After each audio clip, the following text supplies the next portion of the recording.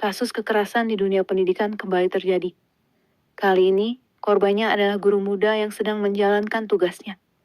Berikut laporan lengkap, peristiwa yang memicu perhatian publik dan desakan perubahan sistem pendidikan. Hari ketika ruang kelas menjadi sunyi. Pagi itu, langit di atas kawasan industri pinggiran kota tampak kelabu. Awan menggantung rendah, seolah menahan hujan yang sejak subuh belum juga turun. Di halaman sebuah sekolah menengah kejuruan negeri, bel pulang masih lama berbunyi. Tetapi suasana sekolah sudah terasa tidak biasa. Di antara deretan motor siswa yang terparkir rapi, seorang laki-laki muda berjalan tergesa menuju gedung utama.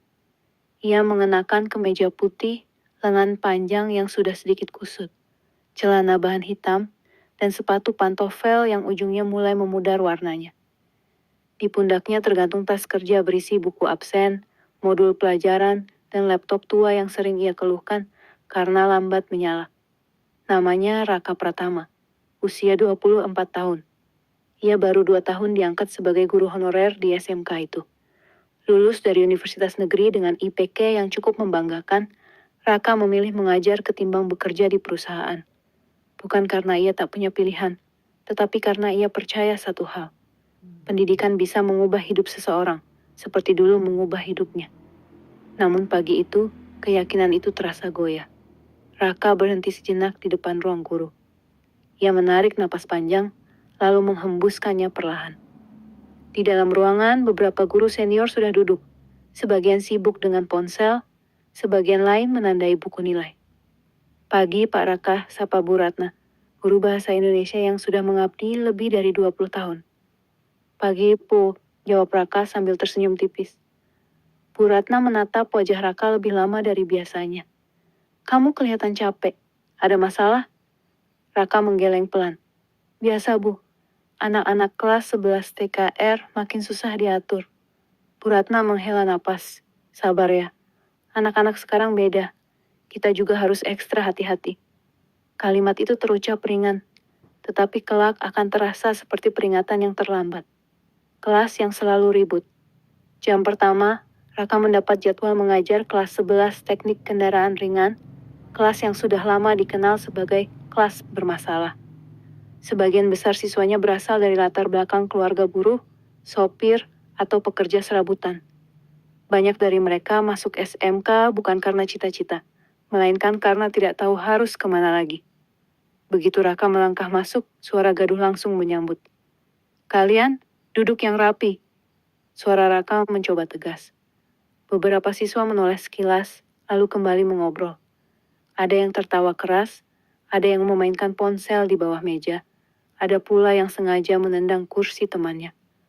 Raka menaruh tas di meja guru. Tangannya sedikit gemetar, tetapi ia berusaha terlihat tenang. Baik, hari ini kita lanjutkan materi sistem injeksi. Tolong buka buku halaman 47. Tak ada yang bergerak. Halaman 47, ulang Raka, suaranya sedikit lebih keras.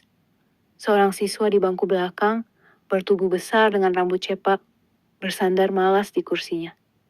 Namanya Dimas, salah satu siswa yang paling sering membuat masalah. Pak, ngapain sih belajar beginian? Di bengkel juga nggak kepakai, katanya sambil tertawa. Beberapa siswa ikut tertawa. Raka menatap Dimas. Justru karena kamu mau kerja di bengkel, kamu harus paham teori, bukan cuma bisa pegang kunci. Dimas mendecakkan lidah. Ah, Bapak kebanyakan teori. Suasana kelas semakin panas. Raka bisa merasakan ketegangan yang mengambang di udara, seperti api kecil yang siap menyambar. Dimas, kata Raka, berusaha menahan emosi. Kalau kamu tidak mau belajar, silakan keluar kelas. Dimas berdiri. Kursinya digeser kasar hingga menimbulkan suara berdecit. Keluar? Emang Bapak siapa nyuruh-nyuruh? Ucapnya menantang. Kelas mendadak hening. Semua mata tertuju pada Raka. Detik itu, Raka dihadapkan pada pilihan yang sering dialami guru muda. Mengalah demi suasana atau tegas dengan risiko besar. Raka memilih tegas. Saya guru kamu di kelas ini. Tolong jaga sikap. Tatapan Dimas berubah. Rahangnya mengeras. Ah, sok jago. Umamnya pelan, tetapi cukup terdengar. Teguran yang menjadi bara. Pelajaran berakhir dengan suasana tidak nyaman. Raka mencatat beberapa nama siswa yang dianggapnya perlu mendapat pembinaan lebih lanjut. Dimas ada di urutan teratas. Saat bel berbunyi, siswa keluar berdesakan. Dimas melangkah paling akhir, sengaja menabrak bahu Raka saat melewatinya. "Pak, hati-hati," katanya dengan senyum mengejek. Raka menoleh. "Dimas, tunggu sebentar." Dimas berhenti, menatap dengan wajah tidak senang. "Kamu ikut saya ke ruang BK nanti jam istirahat," kata Raka. Dimas tertawa pendek. "Ngapain? Bapak mau ngadu?" "Ini untuk kebaikan kamu," jawab Raka. Suaranya mulai lelah. "Ah, sok suci," balas Dimas, lalu pergi begitu saja. Raka berdiri terpaku di dalam kelas yang kini kosong. Jantungnya berdetak lebih cepat dari biasanya. Ada perasaan tidak enak yang sulit ia jelaskan. Jam istirahat yang mencekam. Jam istirahat tiba. Raka duduk di ruang guru mencoba menyelesaikan administrasi. Namun pikirannya terus melayang pada kejadian di kelas. Beberapa menit kemudian, seorang siswa lain, Rio, masuk dengan wajah canggung. "Pak Raka," katanya pelan. "Iya, Rio." "Bapak hati-hati sama Dimas," bisiknya. "Dia lagi panas," katanya bapak sok ngatur. Raka menegakkan badan. "Maksud kamu?" Rio menunduk. "Anak-anak bilang, Dimas ngajak teman-temannya buat ngasih pelajaran ke bapak." Kata-kata itu seperti palu yang menghantam dada Raka. "Kamu yakin?" tanya Raka. Rio mengangguk cepat. "Saya cuma ngasih tahu, Pak." Raka menelan ludah. Ruang guru terasa tiba-tiba sempit. Ia menimbang untuk melapor ke wakil kepala sekolah atau guru BK. Namun di sisi lain ia tidak ingin dianggap berlebihan. "Terima kasih, Rio," kata Raka akhirnya. Rio pergi. Raka duduk terdiam. Tangan kanannya mengepal, lalu mengendur. Ia tidak tahu bahwa keputusan untuk tetap diam hari itu akan berujung pada peristiwa yang mengubah hidupnya. Lorong belakang sekolah. Jam terakhir, Raka tidak mengajar. Ia memutuskan pulang lebih awal untuk menenangkan diri. Ia berjalan melewati lorong belakang sekolah, jalur yang jarang dilewati guru. Langkahnya cepat, tas digenggam erat. Tiba-tiba, langkah kaki terdengar di belakangnya. Lebih dari satu. Raka menoleh. 4 siswa berdiri beberapa meter darinya. Dimas di tengah. "Pak Raka," panggil Dimas. Suaranya dingin. "Mau kemana buru-buru?" Jantung Raka berdegup kencang. "Ada apa, Dimas?" tanya Raka, mencoba tetap tenang. Dimas mendekat. "Bapak kan jago ngatur, sekarang giliran kita ngobrol." Sebelum Raka sempat bereaksi, seseorang mendorongnya dari belakang. Tasnya jatuh. Buku-buku berserakan. "Stop! Ini di sekolah!" teriak Raka. Namun suara itu tenggelam oleh amarah yang sudah lama dipendam. Tinju pertama mendarat di bahunya. Kemudian satu lagi. Dan satu lagi. Lorong belakang sekolah yang sepi menjadi saksi bisu ketika seorang guru muda terjatuh. Dikeroyok oleh murid-muridnya sendiri. Bersambung ke bagian 2. Jika Anda sudah siap, saya akan melanjutkan bagian 2, yang akan berfokus pada detik-detik pengeroyokan, reaksi sekolah, dan berita yang mulai menyebar. Baik, berikut bagian 2 dari cerita tersebut. Nada cerita akan semakin gelap dan mendalam, berfokus pada peristiwa pengeroyokan, kepanikan, dan awal penyebaran berita. Seperti gaya liputan kasus yang ramai diberitakan. Bagian 2. Ketika kekerasan menjadi tontonan. Raka tidak sempat berdiri kembali setelah dorongan pertama membuatnya terjatuh. Punggungnya membentur lantai semen lorong belakang yang dingin dan kasar. Sebelum pikirannya mampu mencerna apa yang sedang terjadi, sebuah tendangan mendarat di sisi perutnya. "Jangan sok jadi guru galak," teriak seseorang. Raka meringis, nafasnya tercekat, tangannya refleks melindungi wajah. "Stop, kalian berhenti, Pak," teriaknya, suara parau bercampur panik. Namun kata-kata itu tidak berarti apa-apa. Amarah telah menutup telinga mereka. Dimas berdiri paling depan, wajahnya merah, napasnya memburu. Ia menatap Raka bukan lagi sebagai guru, tetapi sebagai sasaran pelampiasan. "Lu pikir lu hebat, hah?" bentaknya. Ngancam-ngancam mau bawa ke BK. Tinju Dimas menghantam bahu Raka. Disusul tendangan dari sisi lain. Sepatu-sepatu sekolah itu datang silih berganti. mengenai kaki, punggung, dan lengan Raka. Raka hanya bisa meringkuk. Tubuhnya gemetar. Setiap pukulan terasa seperti menghancurkan sisa kepercayaannya yang selama ini ia pegang tentang pendidikan dan masa depan. Di kejauhan, langkah kaki lain terdengar. Beberapa siswa yang kebetulan lewat berhenti di ujung lorong. Namun tak satu pun mendekat. Ada yang menutup mulutnya. Ada yang berbisik. Ada pula yang mengeluarkan ponsel dan mulai merekam. "Kalian ngapain?" teriak seorang siswi. Suaranya terdengar takut.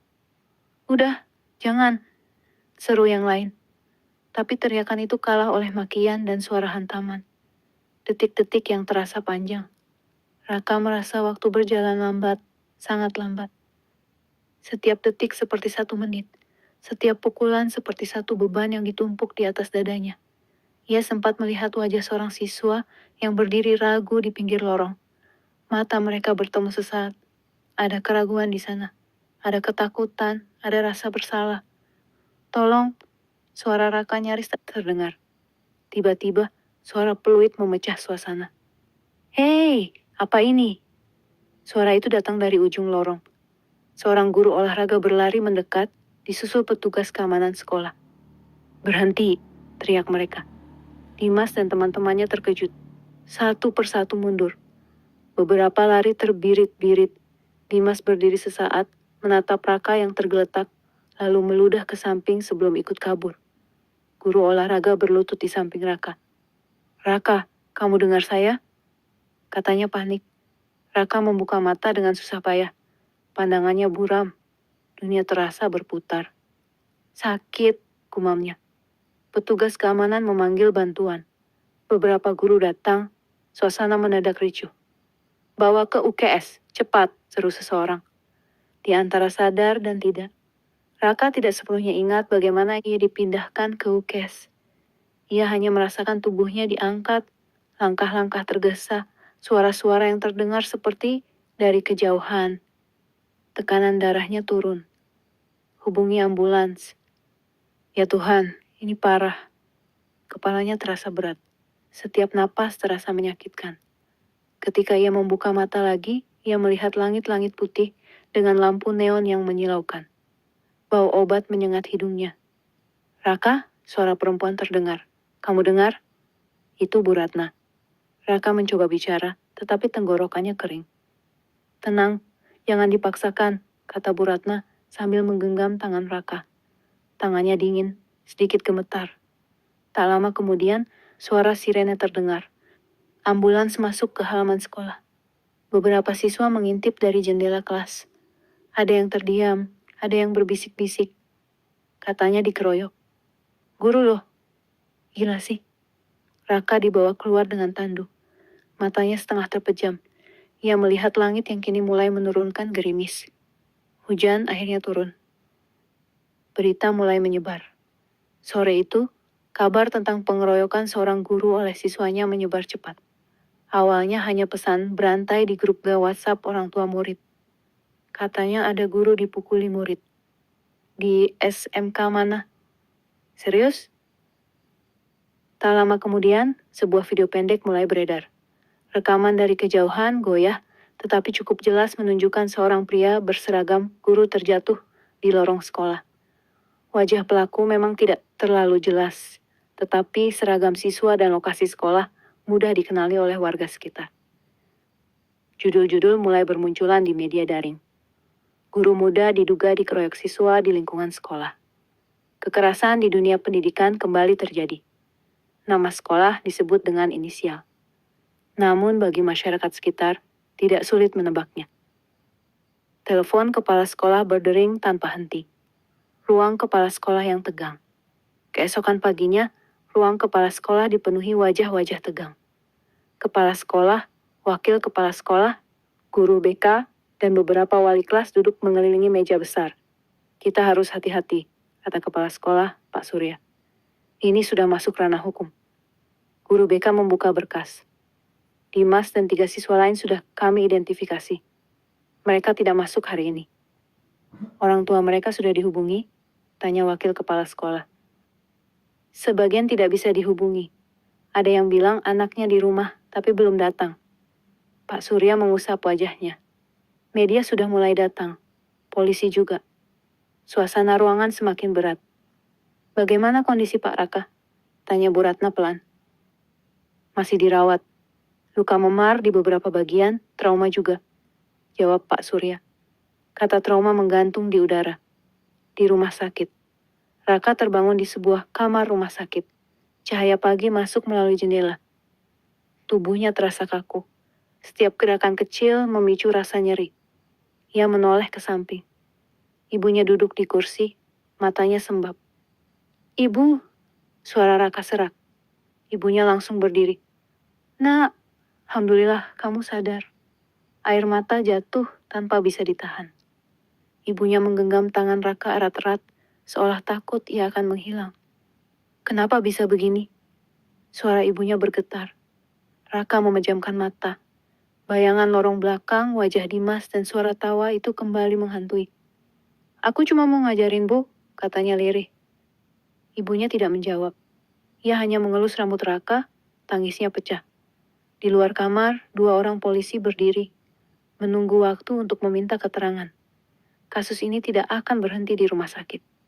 Tekanan dari berbagai arah. Hari itu, berita semakin besar. Media nasional mulai meliput. Beberapa aktivis pendidikan angkat suara. Ini bukti lemahnya pelindungan guru. Sekolah harus bertanggung jawab. Di sisi lain, muncul pula suara-suara sumbang. Guru juga jangan otoriter. Anak-anak sekarang sensitif. Komentar demi komentar bermunculan di media sosial. Nama Raka tidak disebut, tetapi ceritanya diperdebatkan oleh ribuan orang yang tidak mengenalnya. Di ruang rawat, Raka menatap layar ponsel dengan tangan gemetar. Ia membaca satu persatu komentar itu, hingga akhirnya mematikan layar. Ia merasa lelah, bukan hanya fisik, tetapi juga batin. Ia bertanya dalam hati, apakah menjadi guru memang harus sekuat ini? Di balik seragam dan meja sidang. Pagi di kantor kepolisian terasa lebih dingin dari biasanya. Raka duduk di kursi, tunggu dengan jaket tipis menutupi tubuhnya. Meski memar di wajahnya mulai menguning, rasa sakit itu belum benar-benar hilang. Lebih dari itu, ada nyeri lain yang tak terlihat. Nyeri yang bersemayam di dada dan kepalanya. Di hadapannya, seorang penyidik membuka map tebal berisi berkas. Pak Raka, kata penyidik itu dengan nada datar namun sopan. Kami akan meminta keterangan secara kronologis. Jika merasa lelah, silakan bilang. Raka mengangguk pelan. Ia mulai bercerita. Dari kelas yang ribut, teguran kepada Dimas, hingga lorong belakang yang sunyi. Suaranya sempat bergetar saat sampai pada bagian pertama kali ia terjatuh. Saya tidak melawan, katanya lirih. Saya hanya melindungi diri. Penyidik mencatat setiap detail. Di ruangan lain, 4 siswa diperiksa terpisah. Salah satunya Dimas. Ia duduk dengan kepala tertunduk, didampingi ayahnya yang berwajah keras. Anak saya bukan kriminal, kata sang ayah dengan suara tinggi. Dia masih di bawah umur. Penyidik menghela napas pelan. Kami paham, Pak, tapi kekerasan tetap kekerasan. Orang tua yang datang dengan amarah. Beberapa hari kemudian, sekolah memanggil orang tua siswa yang terlibat. Ruang pertemuan dipenuhi ketegangan yang hampir bisa disentuh. Sebagian orang tua datang dengan wajah menunduk, penuh rasa bersalah. Namun sebagian lain datang dengan sikap sebaliknya. Guru juga harus introspeksi, kata seorang ibu dengan nada tajam. Anak saya bilang dia sering dipermalukan di kelas. Kepala sekolah mencoba menengahi. Kami tidak membenarkan kekerasan dari pihak manapun. Apa Bapak tahu bagaimana cara anak-anak sekarang diperlakukan? Sela seorang ayah. Kalimat-kalimat itu menghantam ruang pertemuan seperti peluru. Nama Raka tidak disebut langsung, tetapi jelas menjadi sasaran. Bu Ratna yang hadir sebagai saksi tak tahan lagi. Kalau anak ibu dan bapak merasa dipermalukan, ada jalurnya. Bukan dengan memukul guru, ucapnya tegas. Ruangan kembali sunyi. Raka dan rasa bersalah yang tak seharusnya. Di rumah, Raka lebih banyak diam. Ia sering terbangun tengah malam, napasnya terengah, keringat dingin membasahi punggung. Dalam tidurnya, lorong belakang itu kembali muncul. Suara langkah kaki, tawa pendek, hantaman sepatu. Ibunya memperhatikan perubahan itu dengan cemas. "Kamu nggak apa-apa, nak?" tanya ibunya suatu malam. Raka mengangguk, meski sebenarnya tidak. Ia mulai menyalahkan dirinya sendiri. Mungkin aku terlalu keras. Mungkin aku salah bicara. Mungkin aku memang tidak cocok jadi guru. Pikiran-pikiran itu berputar tanpa henti. Tekanan dari media dan dunia maya. Media terus berdatangan ke sekolah. Wartawan menunggu di depan gerbang. Kamera diarahkan ke siapa saja yang keluar masuk. Apakah guru korban akan mencabut laporan? Apakah sekolah kecolongan? Pertanyaan-pertanyaan itu memenuhi udara. Di media sosial, perdebatan tak kunjung reda. Ada yang membela Raka, ada pula yang menyudutkannya. Guru harus lebih sabar. Anak-anak sekarang butuh pendekatan, bukan ancaman. Raka membaca semuanya. Setiap kalimat terasa seperti mengikis sedikit demi sedikit harga dirinya. Suatu sore, ponselnya berdering. Nomor tak dikenal. "Pak Raka," suara di seberang terdengar dewasa. "Saya orang tua Dimas." Raka terdiam. "Kami berharap Bapak bisa mencabut laporan," lanjutnya. "Kasihan masa depan anak kami." Raka menutup mata. Tangannya gemetar. "Pak," jawab Raka pelan. "Saya juga punya masa depan." Telepon itu terputus tanpa jawaban. Sekolah menggelar sidang disiplin internal. Keputusan harus diambil. Dimas dan 2 siswa lain dikenai sanksi berat, dikeluarkan dari sekolah. 1 siswa lain dipindahkan dengan catatan khusus. Keputusan itu memicu reaksi keras dari sebagian orang tua. "Sekolah kejam. Anak-anak ini masih bisa dibina." Namun pihak sekolah berdiri pada keputusannya. "Kami harus melindungi guru dan siswa lain," kata kepala sekolah dalam konferensi pers singkat. Suatu pagi, Raka kembali ke sekolah untuk mengambil barang-barangnya. Ia berjalan pelan melewati lorong yang sama. Lorong belakang itu kini tampak biasa saja. Sepi. Tidak ada darah, tidak ada teriakan. Namun di benaknya, semuanya masih ada. Beberapa siswa menatapnya dari kejauhan. Ada yang menunduk, ada yang berbisik, ada pula yang terlihat menyesal. Rio mendekat. "Pak, maaf," katanya singkat. Raka tersenyum tipis. Belajarlah yang baik. Saat keluar dari gerbang sekolah, Raka berhenti sejenak. Ia menatap papan nama sekolah itu lama. Dalam hatinya, muncul pertanyaan yang belum bisa ia jawab. Apakah aku masih ingin menjadi guru? Setelah semua sunyi, waktu berjalan pelan bagi Raka Pratama. Minggu-minggu setelah kejadian terasa seperti kabut panjang yang tidak kunjung menipis. Luka di tubuhnya memang perlahan memudar, tetapi bekasnya masih terasa setiap kali ia bergerak terlalu cepat atau duduk terlalu lama. Namun luka yang paling sulit sembuh justru tidak terlihat oleh mata. Setiap pagi, Raka masih terbangun pada jam yang sama seperti saat ia aktif mengajar. Refleks itu tertanam begitu dalam. Tangannya otomatis meraih ponsel, mengecek jam, lalu terdiam. Tidak ada lagi jadwal mengajar yang menunggu. Tidak ada lagi kelas 11 TKR dengan segala hiruk-pikuknya. Yang tersisa hanyalah keheningan. Surat itu akhirnya datang. Amplop coklat dengan kop sekolah. Raka membukanya perlahan. Isinya singkat dan formal. Pemberitahuan bahwa ia diberi waktu untuk memulihkan diri tanpa kewajiban mengajar, dengan opsi untuk kembali atau mengundurkan diri secara terhormat. Raka menatap surat itu lama. Ibunya duduk di seberang meja, memperhatikannya tanpa bicara. "Kamu mau bagaimana?" tanya ibunya akhirnya. Raka menghela napas panjang. "Aku capek, Bu." Ibunya mengangguk pelan. "Capek hari itu wajar, tapi jangan merasa kalah." Kalimat itu sederhana, tetapi menghantam hati Raka. Malam itu, Raka menulis. Bukan laporan, bukan modul ajar, melainkan catatan kecil tentang apa artinya menjadi guru di zaman sekarang. Tentang idealisme yang sering berbenturan dengan kenyataan. Tentang guru muda yang diminta mendidik, tetapi seringkali tidak dilindungi. Beberapa hari kemudian, ia mengirimkan surat balasan ke sekolah. Ia memilih cuti panjang, bukan mengundurkan diri. Kasus pengeroyokan itu akhirnya diputuskan melalui jalur hukum anak. Para pelaku menjalani pembinaan di lembaga khusus, disertai kewajiban konseling dan pendidikan karakter. Orang tua mereka diwajibkan ikut program pendampingan. Keputusan itu menuai beragam reaksi. Ada yang menganggapnya terlalu lunak. Ada pula yang menilai itulah jalan terbaik untuk masa depan anak-anak tersebut. Raka tidak hadir di persidangan terakhir.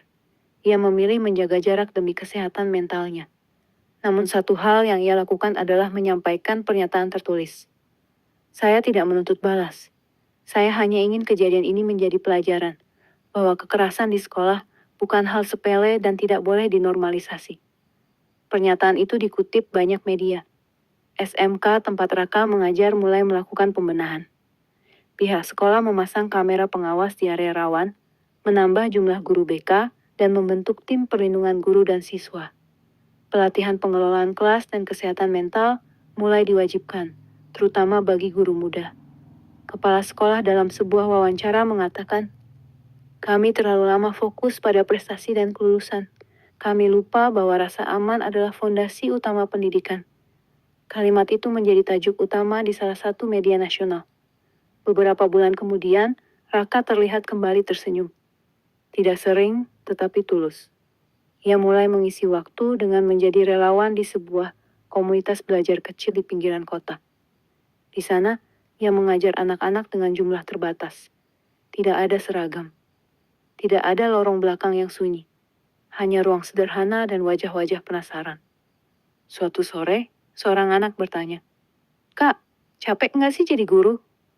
Raka terdiam sejenak, lalu tersenyum. "Capek," jawabnya jujur, "tapi penting." Ia menyadari, ia belum siap kembali ke sekolah formal. Tetapi ia juga sadar, ia belum berhenti menjadi pendidik. Kasus Raka bukan yang pertama, dan mungkin bukan yang terakhir. Kekerasan di lingkungan pendidikan terus muncul dengan wajah berbeda.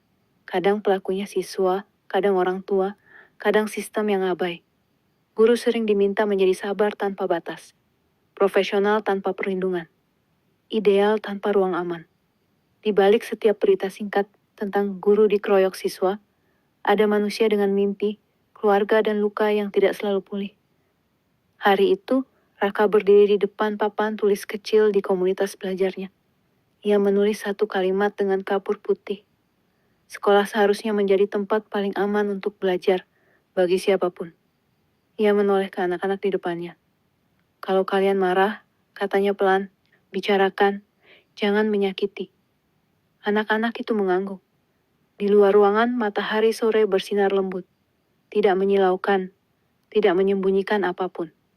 Kisah ini adalah fiksi, tetapi masalahnya nyata. Jika Anda, guru, jangan diam saat merasa terancam. Jika Anda, orang tua, dengarkan anak, tapi juga ajarkan tanggung jawab. Jika Anda, siswa, ingat, guru adalah manusia. Jika Anda, pengambil kebijakan, pastikan sekolah aman bagi semua. Hentikan normalisasi kekerasan di dunia pendidikan. Laporkan, dampingi, dan lindungi. Karena pendidikan tidak akan pernah maju jika rasa aman tertinggal di belakang. Silakan bilang, "Saya siap bantu."